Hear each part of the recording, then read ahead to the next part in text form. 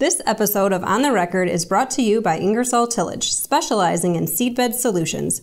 Whatever seedbed challenges you have, Ingersoll can give you the right tools to get the job done. For more information, visit ingersolltillage.com. I'm Managing Editor Kim Schmidt. Happy New Year and welcome to On the Record. Here's an update on what's currently impacting the ag equipment industry.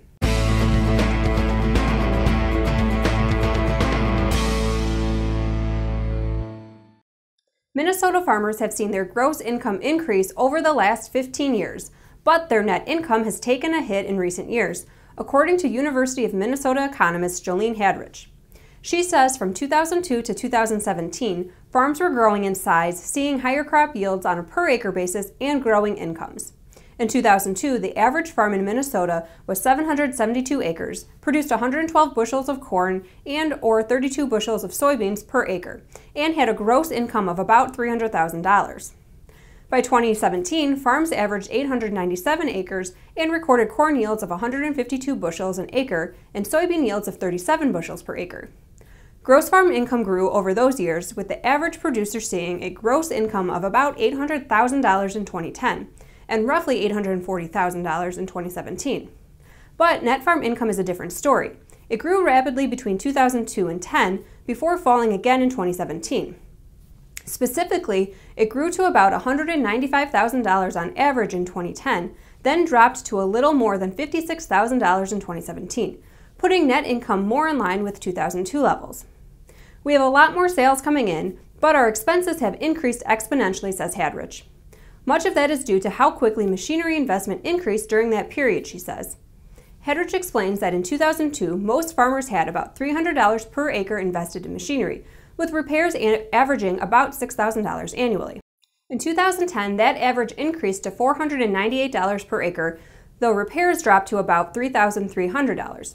This was around the time producers were enjoying higher incomes due to favorable commodity prices. As income dropped down to that $56,000 average in 2017, machinery investments kept increasing up to $704 per acre. Repairs dropped to about $1,400 on average. Dealer consolidation continued in a big way in 2018. We looked back through Ag Equipment Intelligence's reports on dealer mergers and acquisitions and determined that H&R Agri-Power and AgPro companies made the biggest moves in 2018. H&R Agri-Power, the 18-store Case IH dealer based in Hopkinsville, Kentucky, acquired 4 dealerships last year, including 4R Equipment, JL Farm Equipment, Tri-County Farmers Equipment, and Yearwood Equipment. Altogether, the dealership added 6 stores in Illinois, Indiana, and Tennessee. While Boston, Georgia-based AgPro companies had fewer acquisitions in 2018, it added more dealer locations at 11. AgPro acquired Wilson Equipment in Spartanburg, South Carolina. In addition, it acquired 10 stores in Ohio and Kentucky from JD Equipment in December. Prior to the deal with AgPro, JD Equipment had acquired 2 stores from K. Hall Brothers, Inc. in June and added a $800,000 expansion to its Zanesville, Ohio store. Now here's Jack Zemlicka with the latest from the Technology Corner.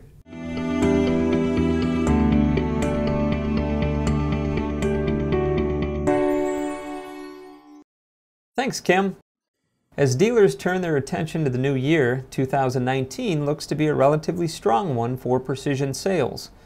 According to Ag Equipment Intelligence's 2019 Dealer Business Outlook and Trends report, some 40% of North American dealers cited precision farming products as their best bet for improving unit sales this year.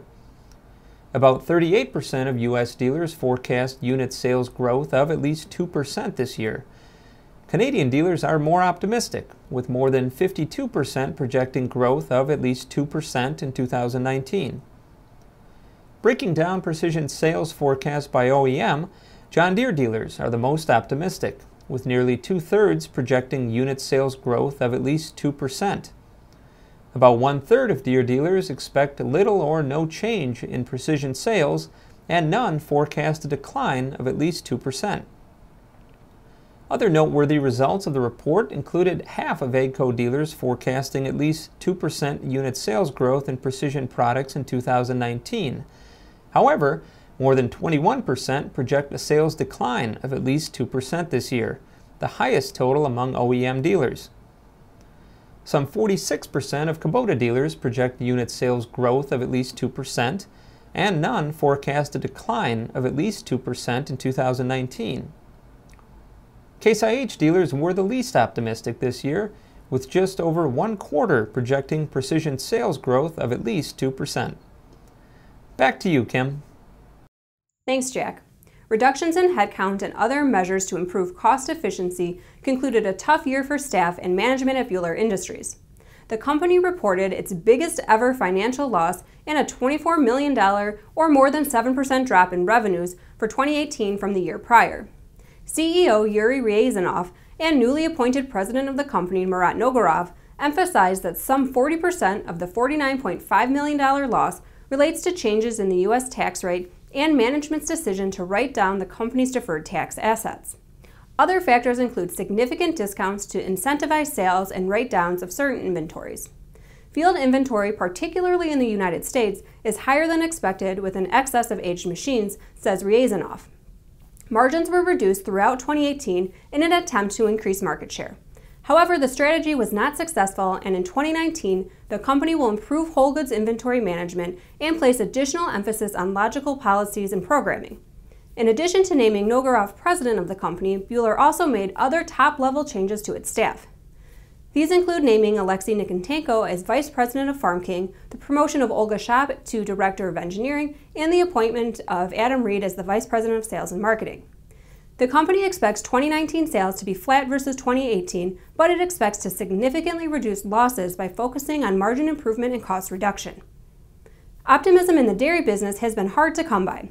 Average milk prices hit a 4-year low in 2018 at $14.60, according to USDA, making 2018 the U.S.'s lowest average annual price for milk since 2009. So U.S. dairy producers and the equipment dealers and manufacturers that serve them could use all the optimism they can get. According to Wisconsin agriculturists, milk prices for 2019 will hinge heavily on milk production and dairy exports.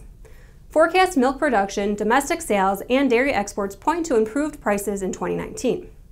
Milk cow numbers have been declining since June, with November numbers down 38,000 head from 2017. According to USDA, cow numbers are likely to continue to decline into 2019. The increase in milk per cow has slowed to 1%. USDA's December forecast has milk production for 2019 increasing 1.3% from 20,000 fewer cows, producing 1.5% more milk per cow. This level of increased milk production normally would be positive for milk prices. But milk production could even turn out lower. Milk cow numbers could fall by more than this, reports Wisconsin agriculturist. A wet spring and fall reduced silage and forage quality, particularly in the Northeast and Midwest, which could reduce the increase in milk per cow. Dairy exports are a major factor that will determine how much milk prices will improve. An anticipated slower growth in world milk production is positive for exports. But if trade disputes with China and Mexico remain, dairy exports are likely to fall below 2018 levels and will have a negative impact on prices. But according to USDA, there is a possibility that prices could be better than this, with Class 3 reaching the high $16 and low $17 by the fourth quarter. And now from the Implement and Tractor Archives. During the Second World War, an agricultural labor shortage again developed. The government formed the U.S. Crop Corps to recruit and train young women from the cities to replace the men called to military service. This poster, which I received as a gift this Christmas, shows a young woman driving a tractor through a farm field, pausing to turn and give the V for victory sign. The government printed thousands of posters and provided a space at the bottom for use by local groups. As always, we welcome your feedback. You can send comments and story suggestions to kschmidt@lestermedia.com. Until next time, thanks for joining us.